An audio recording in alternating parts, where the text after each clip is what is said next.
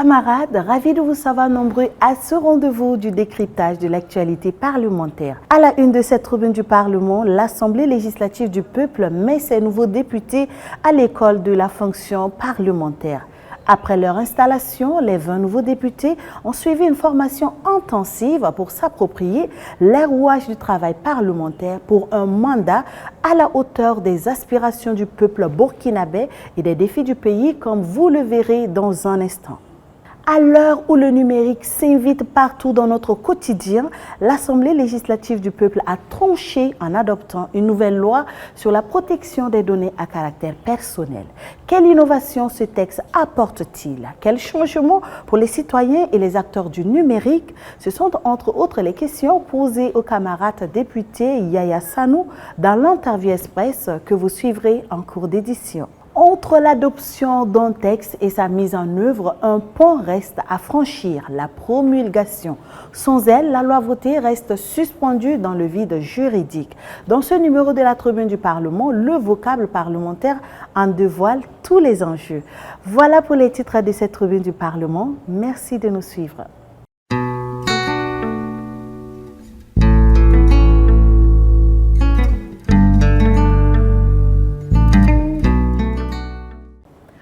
On ouvre cette édition avec une rencontre placée sous le sceau de la courtoisie institutionnelle, mais qui annonce de grandes ambitions.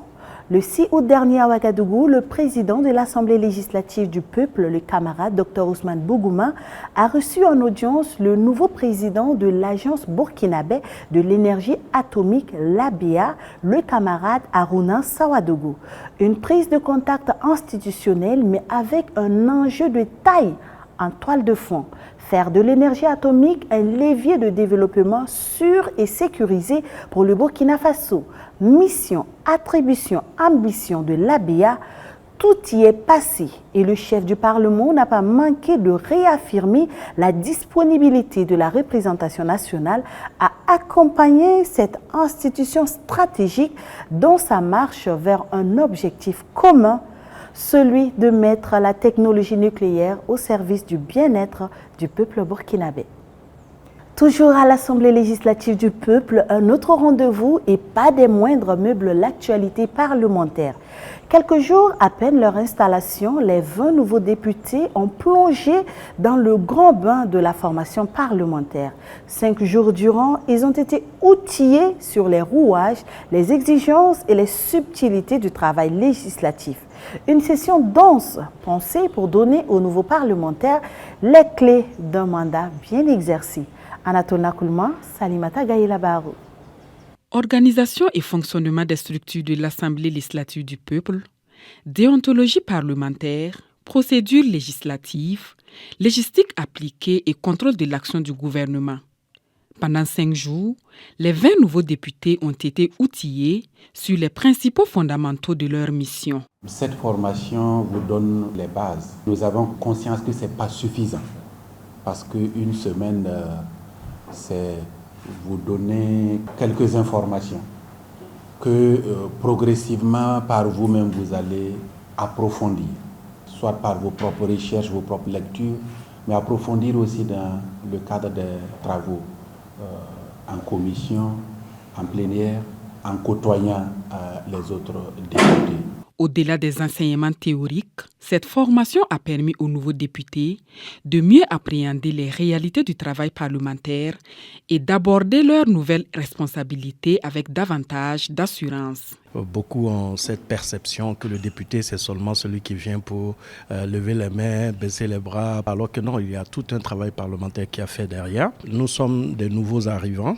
Il y a ceux qui nous ont défoncés et qui connaissent déjà la procédure. Et donc, il ne faudrait pas que notre ignorance ait un impact négatif sur l'avancée du travail. Donc, il était bon que nous soyons mis au même niveau. En renforçant les capacités de ces nouveaux membres, l'Assemblée législative du peuple entend leur donner les outils nécessaires pour contribuer efficacement au travail parlementaire et à l'accomplissement de leur mission au service de la nation.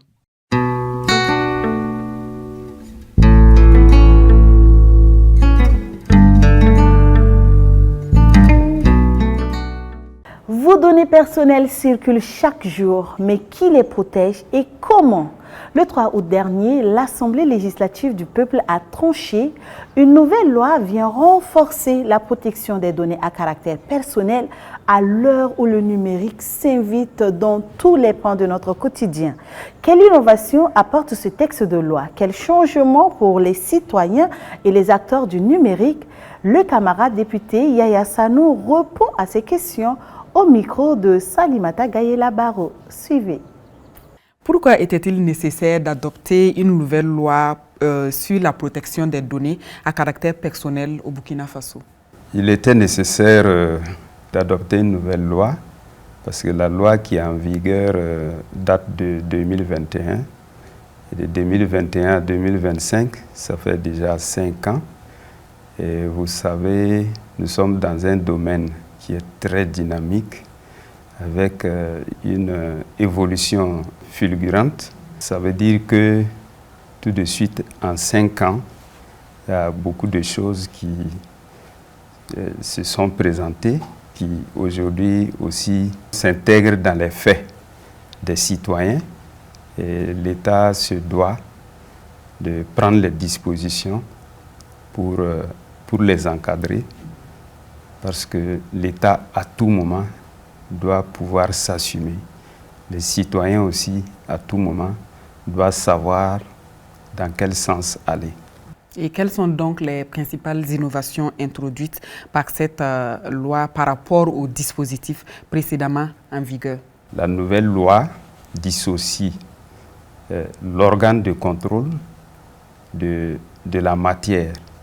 Parce que la loi que nous venons d'adopter s'intéresse uniquement à la matière qui est la protection des données à caractère personnel. D'un autre point de vue, la loi aussi prend en compte certaines nouveautés comme les objets connectés. Ça prend en compte l'IA. Ça remet aussi à niveau notre loi par rapport à l'international, parce que le Burkina aussi fait partie de certains réseaux internationaux et sous-régionaux. Au cours donc de l'examen du projet de loi, la question de l'intelligence artificielle a été beaucoup soulevée par les députés. Comment cette préoccupation est-elle prise en compte dans le nouveau dispositif? Quand on parle d'intelligence artificielle, au début, les gens ont perçu son côté vicieux, ce qui explique aussi la préoccupation des députés. Mais du point de vue du gouvernement, c'est un outil qui peut être exploité positivement pour donner plus d'efficience à certaines opérations. C'est dans ce sens que le gouvernement prévoit prendre ça en compte. Donc la loi aussi vise à encadrer, en tout cas, l'utilisation de l'intelligence artificielle. Concrètement, camarades députés, quel changement cette loi apportera-t-elle aux citoyens, aux administrations, aux entreprises et aux utilisateurs des services numériques? Une fois qu'il y a une loi qui encadre, en tout cas la protection des données à caractère personnel, cela redonne beaucoup plus de confiance aux citoyens, parce qu'on s'est dit que nous évoluons dans un espace qui est réglementé, donc qui est sécurisé, parce que l'État veille. Et donc du côté des citoyens, ça leur donne beaucoup plus de confiance. Pour les administrations, l'existence d'une loi leur permet aussi d'avoir une feuille de route, en ce sens que nous sommes actuellement dans la dématérialisation. Il y a beaucoup de e-services.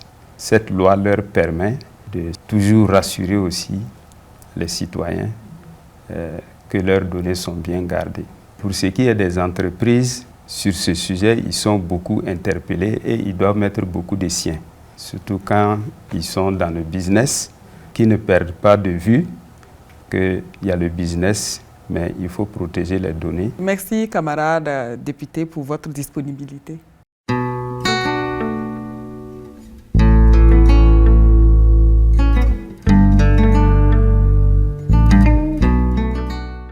Voter, promulguer, appliquer le parcours d'une loi, Le vocable parlementaire du jour en parle. Dans le processus législatif, l'adoption d'un texte par le Parlement n'entraîne pas sa mise en œuvre immédiate. Une étape essentielle reste à franchir, la promulgation. Mais que recouvre exactement cette notion et qui est habilité à promulguer les lois adoptées par la représentation nationale?